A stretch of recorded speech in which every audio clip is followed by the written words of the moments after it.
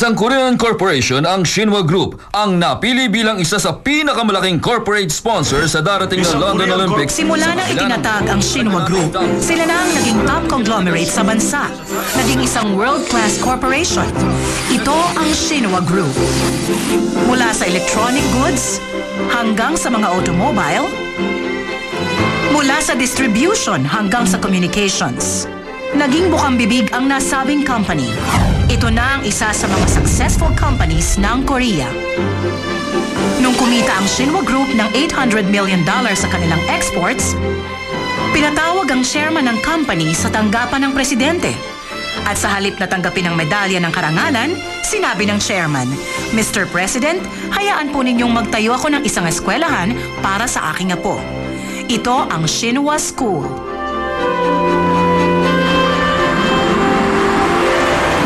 Ganitong klase ng eskwelahan sa kasaysayan ng edukasyon sa bansang Korea. Ang presidente ng mga panahong yun, malaki ang paniniwala sa economic advancement kaysa sa edukasyon. Gumawa ang presidente ng special law upang maipatayo ang nasabing eskwelahan. Tinatanggap sa high society ang sino mang magtapos sa nasabing eskwelahan. Ito ang eskwela ang itinayo para sa 1%, pinapasukan ng 1% at nararapat lamang sa 1%. Kung kaya, napanatili ang reputasyon bilang pinakamahusay na elite institution.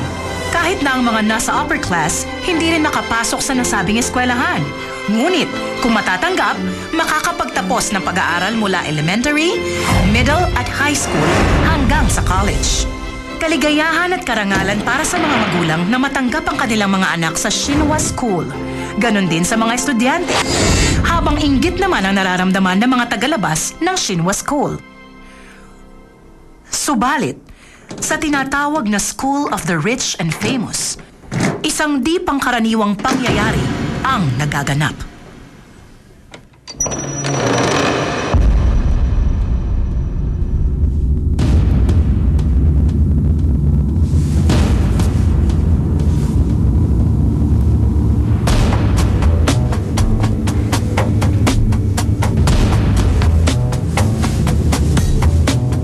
Kamusta ka, Minha? Anong gusto mong gawin namin sa'yo? Kasing ka!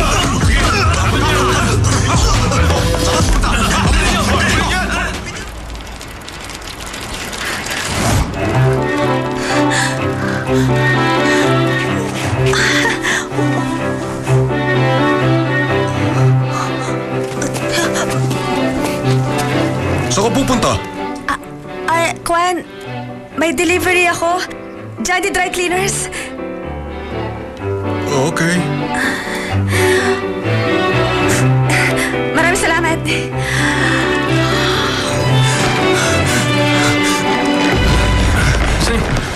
Bilis! Hanapin niyo!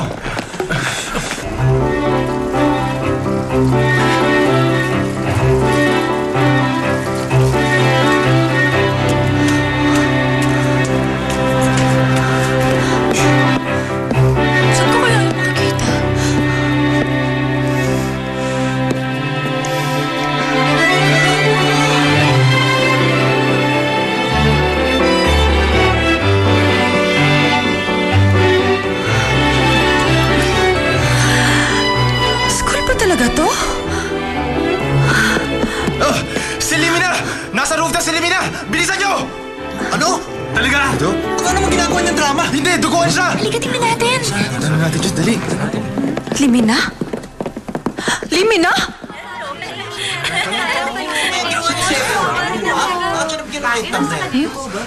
Ayoko na naman kinig.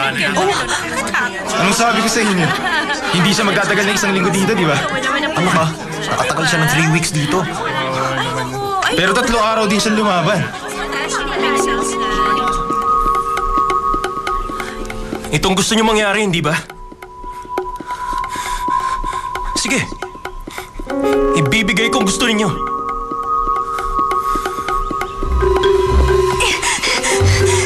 Sandali lang!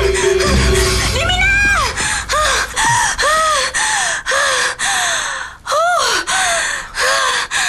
Bakit? Sino ba? Ako?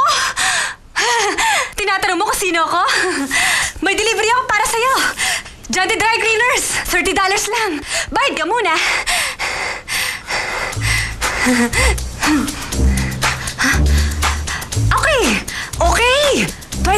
25 na lang! Libre na ang gym uniform! Ang laki ng discount mo! Promo na yon! Pagpatay na ako, padala mong bill sa bahay ko. Ay! Huwag ka lang ganyan! Patay? Magpapakamatay ka? Bakit? Alam mo ba kung anong F4? F4? F4? Ano yun? Kapag nakatanggap ka ng red card mula sa kanila, para ka na rin patay na naglalakad sa buong eskwelahan. Tandaan mo yan.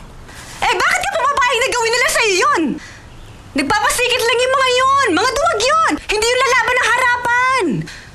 Ah, kung sa school namin sila pupunta, harapin ko sila! Makakatikim sila sa akin! Parang ganito! Naku, hindi ako papayag na gaganin nila ako, no? Maswerte sila. Mga kaibigan mo. Ha? Dahil may kaibigan silang tulad mo. Hindi naman.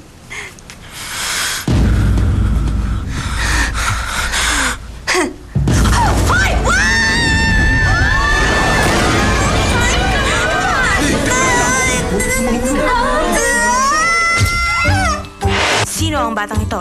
Violet sa Shinwa School. Biktima sa Shinwa High iniligtas ni Wonder Girl. Di ba? Yan ang pinakamahusay na high school sa buong bansa. Sinong nagligtas sa kawawang biktima? Hindi siya mayaman, hindi siya kilala. Matapang at mahirap na Wonder Girl. Sino siya? Pangkaraniwang high school student, delivery girl ng isang dry cleaning shop. Kung wala kang matinong gagawin, kumuha ka ng entrance exam. May limitations ang special privilege. Yun ang sabi ng Shinwa High. Ina na may anak, hindi ko ito mapapatawad. Simula bukas, wag na tayong mamili sa Shinwa Mart. Shinwa, tama na! Sobra na! Shinwa, tama na! Sobra na! Shinwa, tama na! Sobra na! Shinwa! Narito tayo ngayon sa lugar kung saan kasalukuyang nagaganap ang isang protesta laban sa Shinwa Group at sa tinatawag na Special Educational System. Pakinggan natin ang ilang opinion mula sa mga taong kasama sa nagaganap na protesta. Excuse me, ano pong masasabi ninyo? Sobrang pangapi ang ginagawa nila sa kaibigan ko, kaya napilitan siyang mag-drop out sa school na yan. Hirap na hirap ang mga ordinary students sa college entrance exams. Pero mga bata sa school na yan, walang kahirap-hirap. Jandy, alam mo ba kung anong tawag nila sa'yo ngayon? Ang tawag nila sa'yo, Wonder Girl. Ang tunay na Wonder Woman ng bagong generation. Jandy Dry Cleaners, sikat ka na! Yeah! Pwede ba tumigil na kayo? Bakit? Pero, ang Flower 4, hindi ko alam kung talaga mga gwaping nga sila. Matutupad ang lahat ng pangarap ko kung makikita ko sila ng personal. Flower 4? Flower 4? Oo nga. Tama, 4 flies. Mga langaw sa basurahan.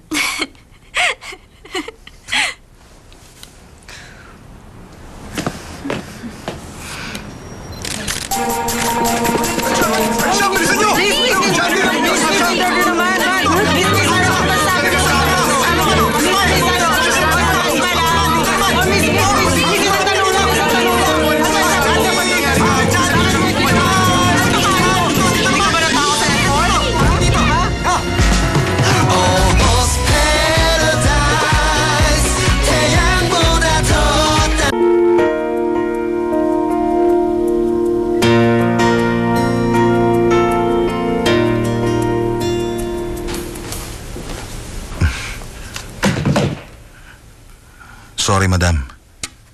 Under control na po ang PR department. Nakikipag-usap na po sila sa press. Sa palagay mo ba, under control na ang situation? Bakit mo pinayagang madawit ang pangalan ni John Pio sa iskandalong ito at talathala sa newspapers? Ikinalulungkot ko po, madam. Alam mo ba kung bakit nakakatakot ang public opinion? Dahil mangmangang publiko. Kapag nagsimula na silang kumilos, imposible na silang mapigilan. Hindi mo na sila makukuha sa anumang paliwanag. Kung sino man na nagsimula ng apoy, siya din dapat ang pumatay. Madam, nasa linya po ang Prime Minister. Yes, this is Kang Hiso speaking. Oo nga, nagiging entertainment na ang mga pangyayari.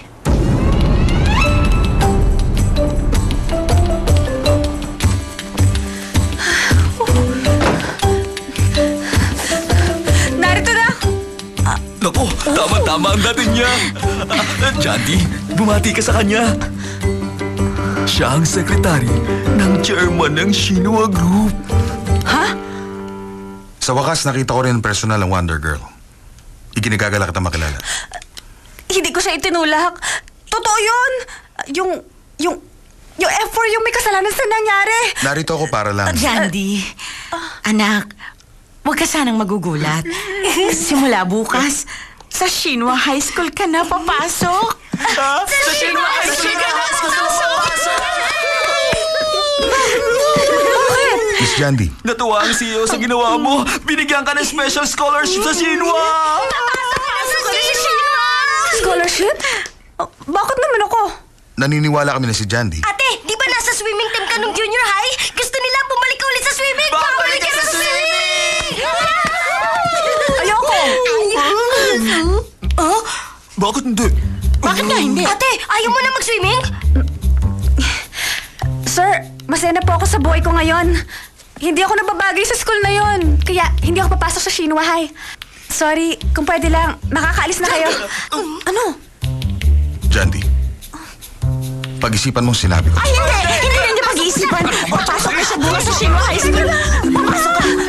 Ako na pong bahala sa kanya. Jandy! Tumigil ka!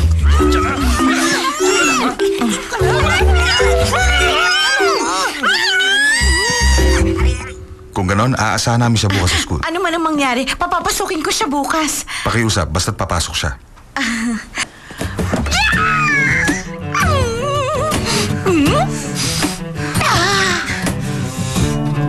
Mama! Huwag mo ko sigawan. Kung meron kang mata, imulat mo naman.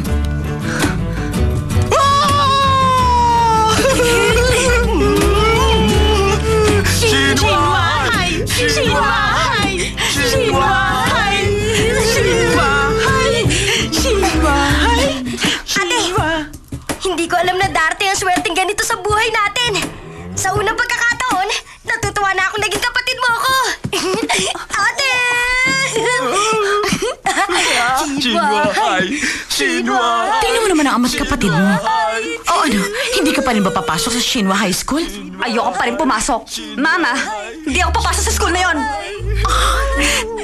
Yan ang school na pangarap ng mayayaman para sa kanilang mga anak. Pero ikaw, bakit ayaw mo pumasok Doon doon? lang sinisiraan yung Shinwa High School na yun, tapos ngayon gusto niyo ako pumasok doon? Noon yun, hindi ko naman alam na papasok ka sa school na yun. Pero iba ngayon, para kang tumama sa loto. Grasya na bumagsak galing sa langit. Sino ka naman para tumanggi? Hindi ko pa alam, Mama. Pero kinakabahan ako. Pero ano man ang sabihin niyo, hindi ako papasok sa school na yon. Kaya mas mabuti pa, yun na lang ang tanggapin niyo, okay? Pero Jandy, gusto mo pa rin mag-swimming, di ba?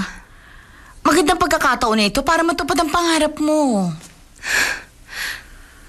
Ano naman po ang tingin niyo sa akin? Isasanla ko yung kaluluwa ko para lang makapag-swimming? Hindi ako pupunta ron. Ayokong pumasok doon. Hindi na lang!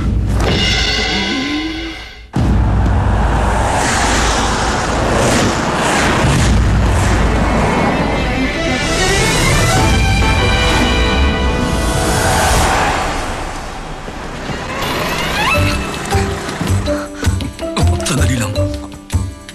Maghintay ka lang muna sandali, miss. Ha?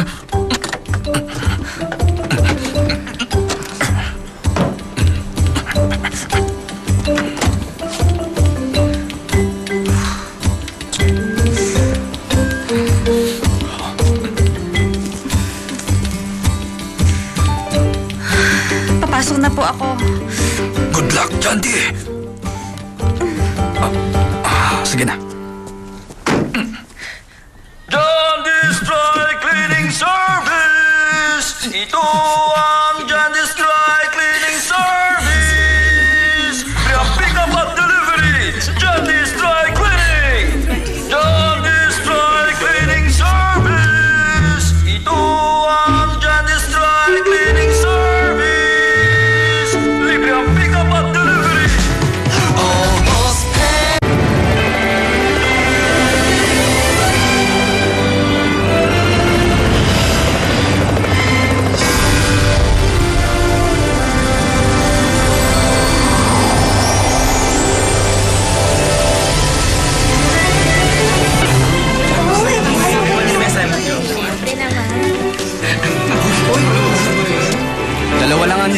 t-shirts na to. Imported. Sa akin yung isa. At nakanino yung isa? Nakanino? Nakay Bu Jung Pyo. Uy, pero naman. Uy, ako rin ha. Pairumin mo rin ako ha. Bahala kayo.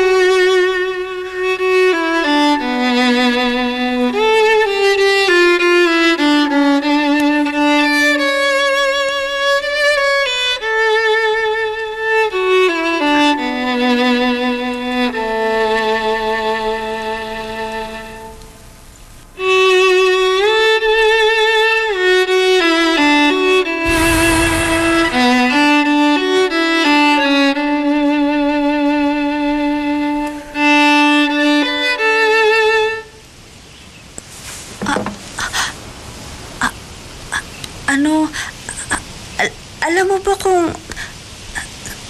kung nasaan yung swimming pool dito?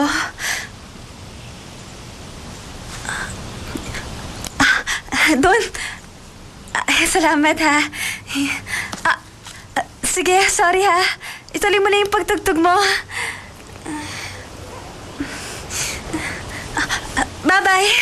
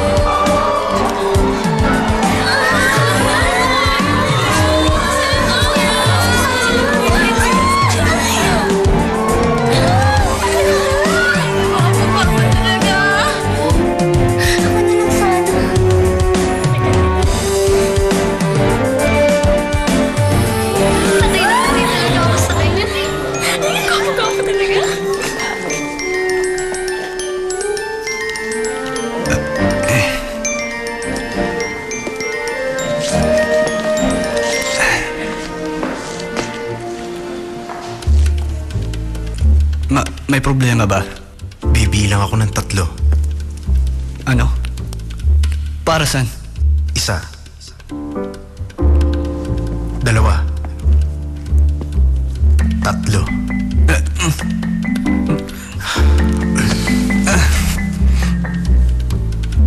Ubin? May natitira pa bang juice? Oo. Gusto mo ba?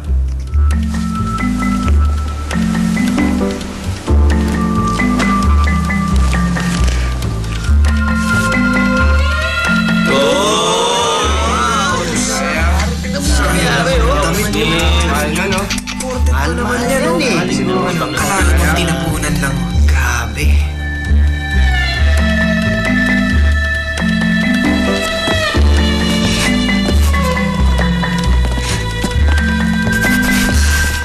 Ano?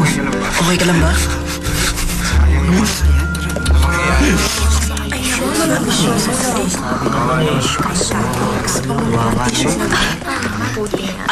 Ano ba yun? Grabe naman pala yung topak na lalaking yun.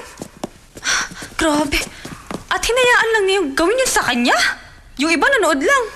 Oh my God. Watch out ka nga sa pagsasalita mo. Sino naman kayo? Ako nga pala si Ginger. Sonny. Miranda, kami ang The Three Beauties ng Shinhua High School. Yung sinabi mo kanina, hindi naman siguro yung tungkol sa F4, hindi ba? Mag-ingat ka. Baka hindi mo alam ang sinasabi mo. Transfer student ka, no? F4? Kung gano'n sila pala yung mga bastos na F4 na ipinahiya yung isang estudyante? Baka naman famous. Kung hindi ka magiging careful sa mga sinasabi mo, you will be in big trouble. Dahil first day mo pa lang naman dito at may pagkataklesa kang hindi ka naman kilala, hahayaan ka muna namin. Sinisira mo ang aming F4. Ano? Hindi ka ba magagawa yon? At bakit? Ano naman ang magaling sa ginagawa nila? Transfer student ka nga, kaya wala ka nalalaman tungkol sa famous F4. Hindi ko sila kilala. Okay, girls. Let's go.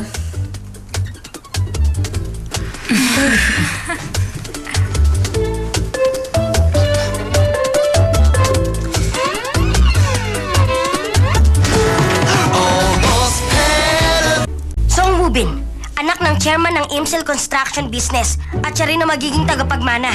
Nasa real estate business din sila at pag-aari nila ang kalahati ng Jeju Island. Kilala ang kanilang pamilya dahil sa kanilang koneksyon sa mafia. Sila pa rin ang nagmamay-ari ng malalaking nightclub at high-class bars. Napakayaman talaga ng kanilang pamilya. Si So Hee-jung, nagsimula ang kanyang artistic debut noong 16 years old pa lamang siya. Nakilala siya bilang isang ceramics artist. Malaking art exhibit ang ginaganap every 2 years. Napili siya ng UNESCO bilang isa sa mga best young artist. Mabuti na lang. May isa sa kanila na may magandang ginagawa. Hindi mo na iisiping mahihirap ang mga artist ngayon.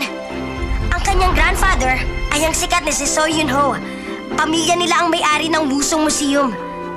Sila ang may-ari nun? Napakayaman pala nila. Huwag mo na kayang alamin lahat. Baka maloka ka lang.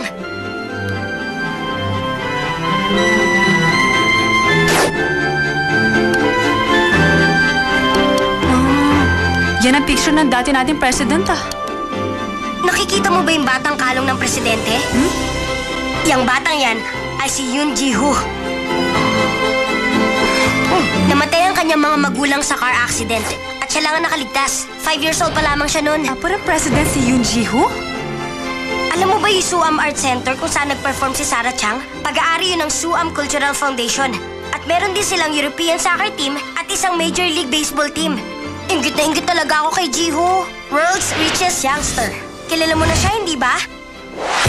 Siya ang anak ng may-ari ng pinakamalaking business conglomerate sa Korea. Siya si Go Junpyo, ang leader ng F4. Almost paradise 아침보다 더 눈부신 날 향한 너의 사랑이 온 세상 다 가진 듯해 In my life 내 지친 삶의 꿈처럼 다가와준 네 모습을 언제까지나 사랑할 수 있다면 너의 손을 잡고서 세상을 향해 힘껏 소리쳐 하늘을 걸어 약속해 영원히 오직 너만을 사랑해 밤하늘 불빛 같은 우리들만의 Yan ang gusto kong isuot ngayon. 너와 함께 한다면 어디든 갈 수 있어 To the my paradise 너 힘들었던 시간과 그 아픔 Silang apat ang member ng F4? Hindi ako makapaniwala! Go Junpyo! Isa kang basura! Kayong mga F4! Para kayong mga langaw! Maswerte kayo sa buhay niyo dahil mayaman kayo, pero wala kayong karapatang magmalaki! Para sa katulad niyong maraming pera, hindi dapat din ang ugali niyo! Mga bastos, wala kayong kwenta! Kayo, binabalaan ko kayong lahat! Ayoko na makita kayo kahit kailan, ha? Ha? Sa oras na mag-isil kayo at dapat igalang, yun ang araw na tatalon ako dito sa rooftop! Sumpang magtandaan niyo yan!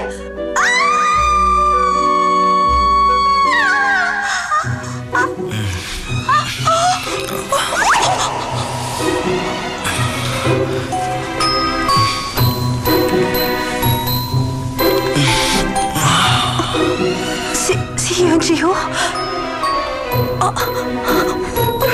Alam mo, istorbo ka talaga. Hindi ako makatulog sa ingay mo. Sorry na. Akala ko walang tao rito. Totoo ba ang sinasabi mo? Ha? Na tatalong ka sa rooftop? Ang ibig ko lang naman sabihin... Narinig mo ba lahat ng sinabi ko? Ano? Yung sinabi ko... Yung tungkol sa sinabi mong mga langaw kami?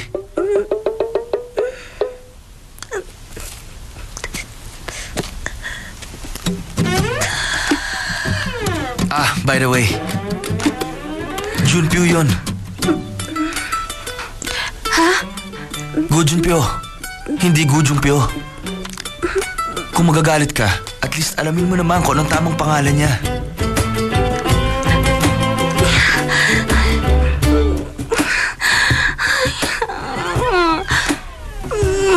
Kapi mo na ang regalo ko para sa'yo.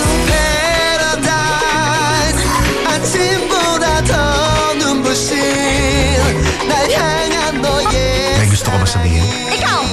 Talaga bang hindi ka marunong gumala sa kapwa mo, ha? Minji!